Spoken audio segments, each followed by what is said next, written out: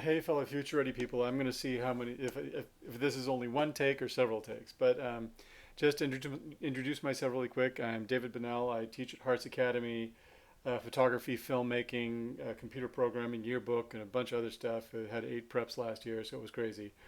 Um, just a little background. Really quick, I'm shooting this or I'm recording this on OBS Studio. It's an open source screen recording program using DigiCam Control to use my DSLR as a webcam. And that's this picture is from a DSLR.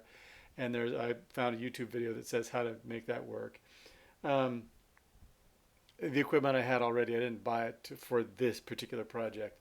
I started in about 2007 using Moodle. Um, then the district adopted Moodle with the Los Angeles Virtual Academy and started using that. After that, it was Google Classroom, and I used Google Classroom like a bunch of other people did. Um, and I really took to the use of this.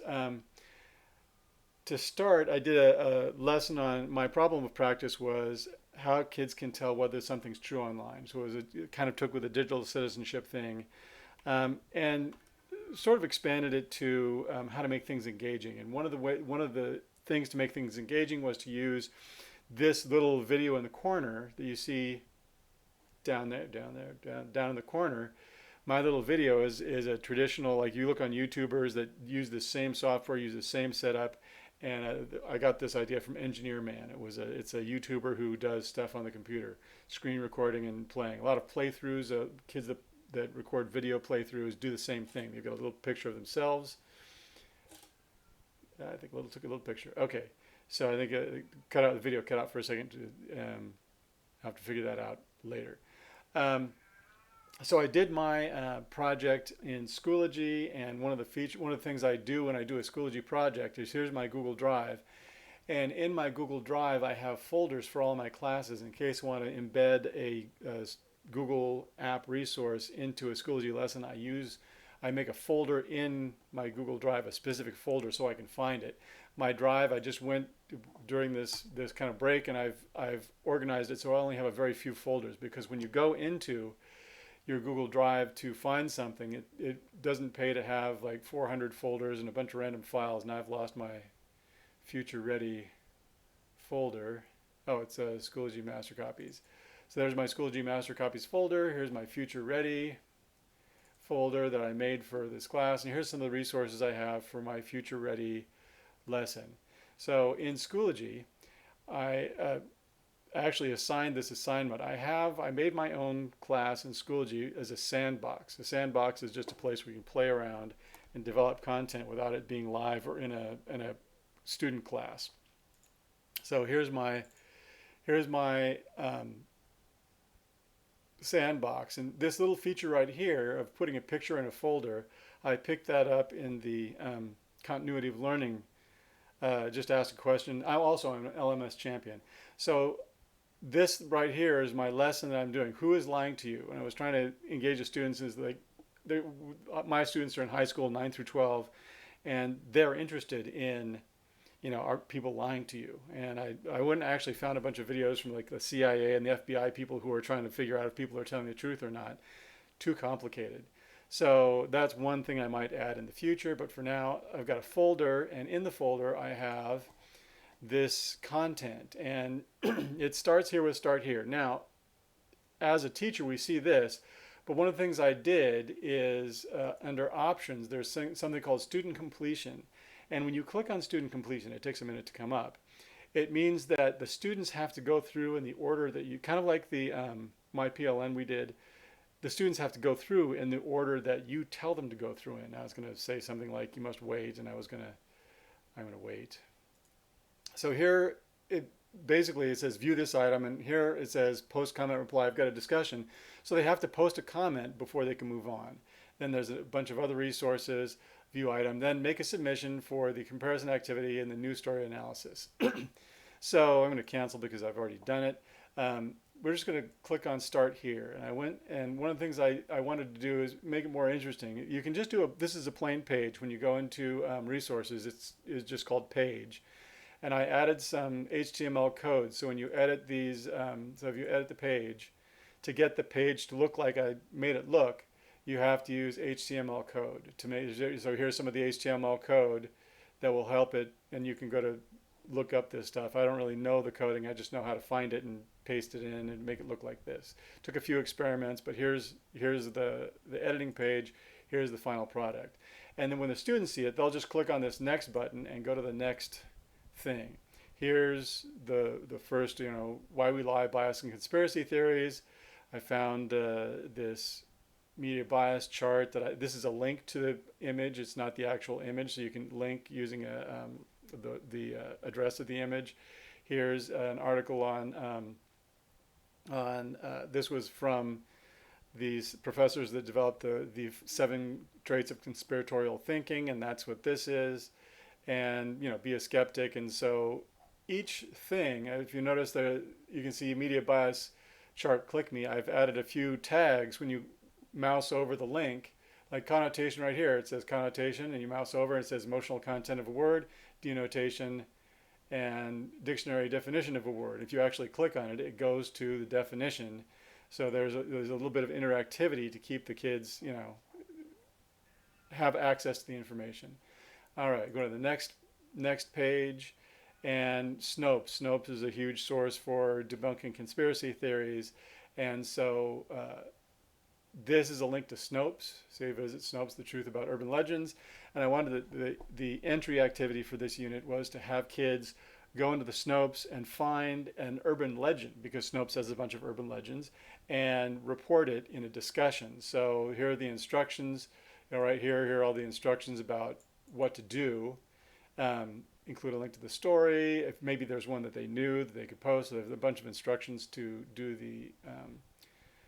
the discussion. And then here's one of the features of one of the things that have been going on is fake news. People are always talking about fake news. I wanted to include this resource because fake news is not stories that you don't like to hear. And there's a lot of, in discussion posts and online, people are saying fake news, fake news, fake news.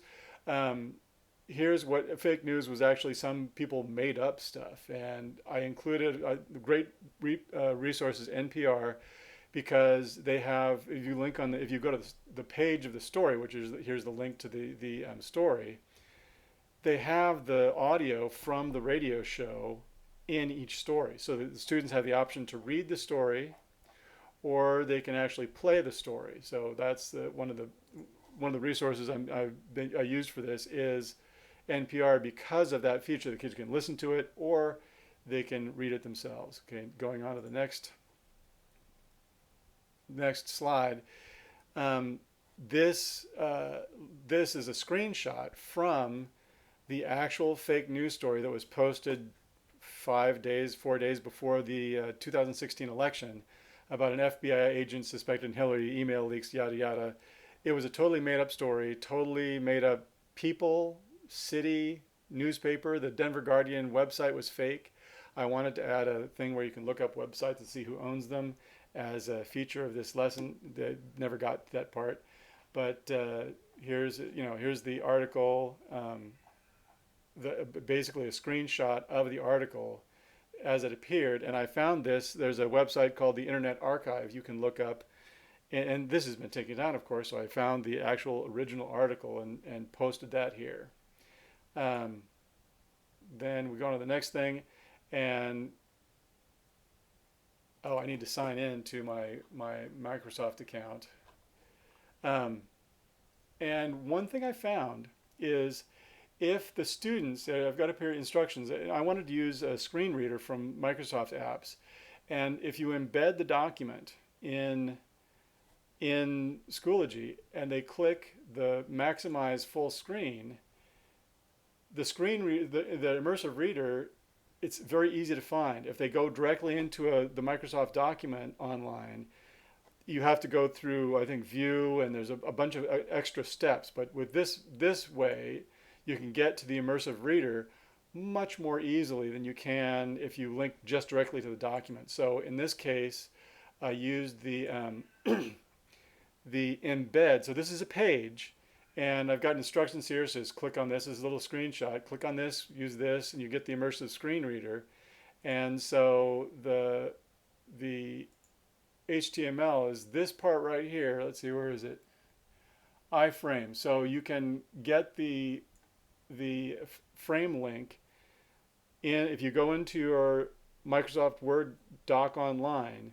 You can share as an embedded text, and you just copy this. I didn't do anything to it, but copy it and paste it into the HTML. And then when you view it, and it comes up, and the document comes up in a window. They have to be signed into their Microsoft account, just like they have to be signed into a Google account to see a Google Doc.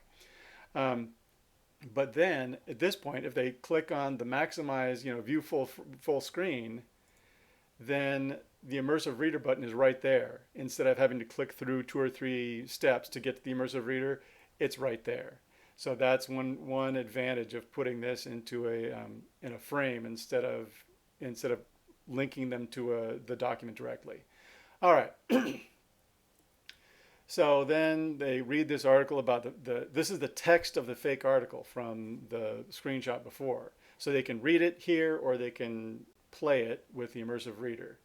The next step is here's some resources. I've included links. Here's when I used to teach English, I developed a persuasion cheat sheet, so they can have the types of appeal and how things are done, and you have a position, left and right brain. So I made that little graphic. I just have it, I made it already. And I've got some here's the links to those media bias charts. Real clear science. There's the 7 traits of conspiratorial thinking in a pandemic. In pandemic, that's the article there. And so there's just a number of different resources for them to use. So then we go to the next page. Here's the Conspiracy Theory Handbook. The authors that wrote the 7 Traits of Conspiratorial Thinking wrote this Conspiracy Theory Handbook, which is a PDF, which is linked directly. So when you link a PDF, you get this sort of screen reader. You can download the PDF here, or you can the students can read the PDF on the website. And then here's a conspiracy theory activity. This is a Google slideshow that I've embedded in the page, and my framing is off. But you can go through, and I've got the Daily Breeze. I've got an article from the New York Times, the Daily Breeze, the Denver Post, and the Denver Guardian, the fake article. So they can compare. And their next assignment is to compare these 4 screenshots and look through them and show what did the Denver Guardian creator do to make his fake news article look like the real ones. What features do they all have that they have in common? And so then I have the links to the actual articles above, and mouse over again New York Times, roll over Daily Breeze, and then you roll over this Denver Post, and render the fakey fake with a frowny face, old school. So then there's this embedded Google slideshow that they can view. Going to the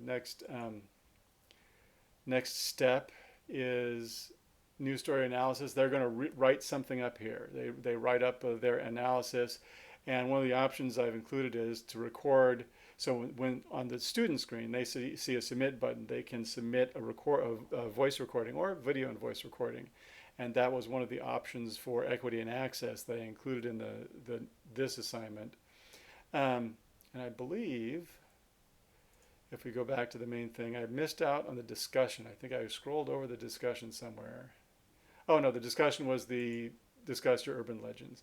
And I actually assigned this before school was out. Our pilot school closed on, our final day was June 10th. So I was able to, I worked crazy to get this done and actually assigned it and got some responses back. And based on the responses I got, I think I would change what I require, make it more clear. I might include a Zoom meeting or 2 to go over the project, because some people were a little confused about the process. But this is basically what I put together for um, for my artifact, my learning artifact. And I knew how to do a bunch of this stuff before. I've been using Schoology, like I said, since the district adopted it. So, I'm an LMS champion, so I've got a little advantage there. But these are kind of things that Schoology does. One of the other things I do for engagement is I include a picture. Here you can change the pictures. You just mouse over, edit picture, and you can include a picture that kind of goes with the theme of the class. So that's something else that you can do.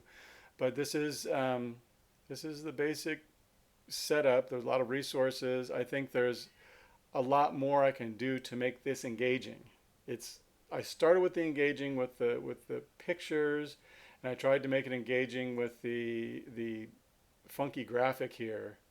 But I think there's more to be done to make it engaging, so students will make the next step or click on the next link to go to the next thing. But that's basically the project I put together.